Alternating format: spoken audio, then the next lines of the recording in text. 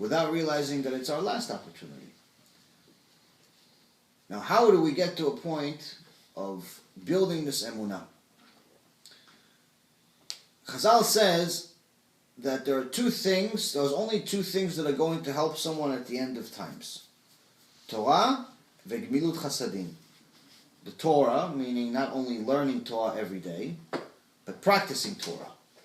You can't just say, listen, you know what? Thank you for giving me this advice. I'm going to read 15 minutes or an hour a day of Torah, but I'm not going to keep anything. I'm just going to read it like a book. I'm going to read it like Harry Potter. I'm going to read it like one of these novels that is a bestseller in the New York Times. I want to read it. Isn't that Torah? No. It's not. Torah, when Chazal says Torah, it means not only learning Torah, but actually putting it into action. Doing what it says. Because if you're just reading it like a book, that by itself is a sin. It's not just a book. It's not just a history book. The second thing is Gmilut Chasadim. Gmilut Chasadim is doing something, as we were saying before, beyond just money. Yes, it may include money. It may not include money. But most importantly, it's something that includes your time, where you are donating your time. You're donating your effort. You're doing something that's above and beyond what you would normally do. One of the best Gmilut Chasadim that you can possibly do, especially now, is, as we were saying right before we press the button on, is kiruv. Getting other Jews to become religious. Now, if you're a good speaker, you can give, if you know Torah, you're a good speaker, you could teach Torah. If not, you give them a disc of somebody else that speaks. If you don't have a disc, bring them to a lecture.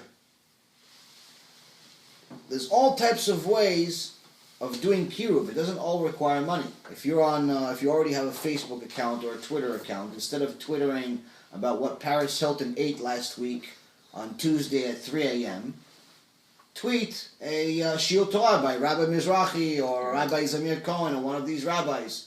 Stop wasting your time with nonsense. If you're on Facebook, if you see a nice shiur, or you see one of these short clips that we've been putting on over the last week, or anything else that's out there, press like, share it with your friends. Don't be so selfish. Spread the words of Torah. Some of it requires money, but it doesn't necessarily need to. Why is kiruv so good? Because the Gemara in Masechet Baba Metzia, it says someone that brings other Jews that are far and makes them religious is given the power to override Hashem's decrees. This is mind-boggling when you think about it. Someone that makes other Jews religious, Hashem is giving him the power to tell Hashem, no, I disagree, I want this person to live. Hashem decides, listen, I need to punish this person, chas v'shalom, I'm going to give him a disease. And he's only going to have a week to live. If that person is lucky enough to know a righteous Jew that does kiruv, and that person comes and cares enough about this Jew, and he starts praying to Hashem, and he says, Hashem, no, I don't want you to kill him. He's going to do better. Give him another chance. According to Chazal in the Gemara, this is the oral Torah. This is not some hidden book that no one knows about. This is in the core part of the foundation of the Torah.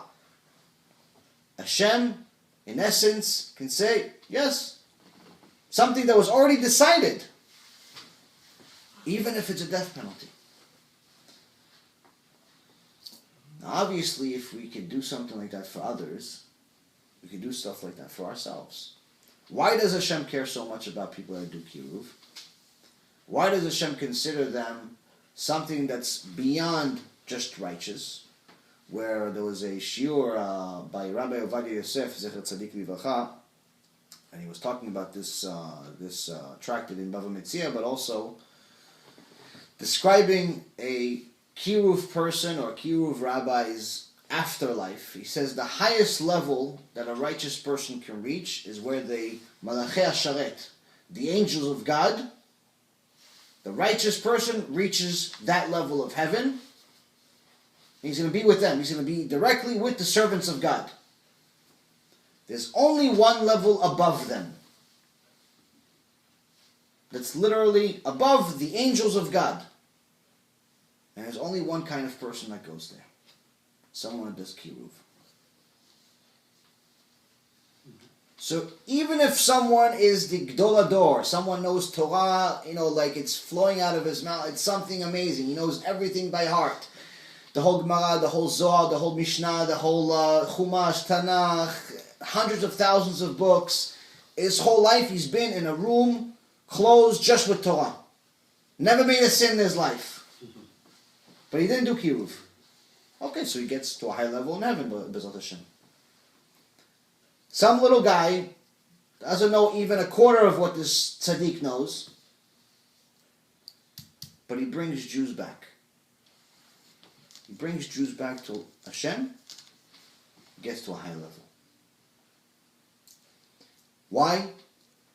Because if you think about it, at the end of Masechet Sotah, when it talks about the end of times, Hashem is giving us a very, very critical message. He's telling us that after all of these prophecies come true, which we talked about, whether it's promiscuity, inflation, war, all bad stuff, I'm going to put Am Yisrael in a situation where you will have nothing to rely on other than Avinu Shebashamayim, our Father in heaven. So whether you have money, your money is going to be worthless. You thought you had power, you're now going to be a peasant. You thought that your looks are going to get you somewhere, your looks are going to be worthless. Everything you thought was meaningful, I'm going to put you in a position where it's completely worthless, and there's only one thing that you can rely on. Me, God. That's it. Avinu Shebashamayim. Avinu Shebashamayim means our Father in heaven. So when he's saying that the only thing he's going to, the ultimate purpose, in essence, of the ultimate climax of this world, is for us to get to a point where we can only rely on our Father in heaven. So what is it telling us here? It's telling us here that no matter what we do, we're still his children. So if one of my children is not only righteous with me, but he's so worried about my other children, his brothers and sisters, to bring them back to me, him I love extra. Her I love extra. Because not only is she doing the right thing already, okay, she's keeping mitzvot, she's keeping Shabbat, she's keeping kosher, she's doing all the things, she's doing whatever she can. Whatever she's supposed to, she's doing it, fine. But she's doing chesed with Hashem. You could even say, you're almost, in essence, you're doing the favor, not just obviously you're the ones that benefit, Hashem is perfect, but in essence almost like you're doing the favor for Hashem. You're doing the chesed for Hashem because he has a lost child somewhere. Completely lost, has no concept of what God is. Has no concept of what's happening in the world around him. And you're getting this boy or girl to open a Torah every day for a little bit of time, to learn some Torah, to do mitzvot, to do something, to connect him with God. Doesn't get better than that. It doesn't get better than that. So, someone that really wants to connect to Hashem on a bigger level should spend as much energy as they can doing it. Again, like I said, not everybody's a speaker, not everybody is a scholar, but there's ways to do it for very, very cheap and very, very simple. Whether it's pressing like, or sharing videos, or bringing people to Shulei Torah, getting people to a point where it's not you're just pressing like all day like a robot. Obviously have some purpose. Send it to people, do something beyond just being a robot. Hashem wanted robots, you just create the angels. He doesn't need humans. So, obviously, go out of your way to do chesed with Hashem. When you go out of your way to do chesed with Hashem, He will go out of His way to do chesed with you. In this world and the next.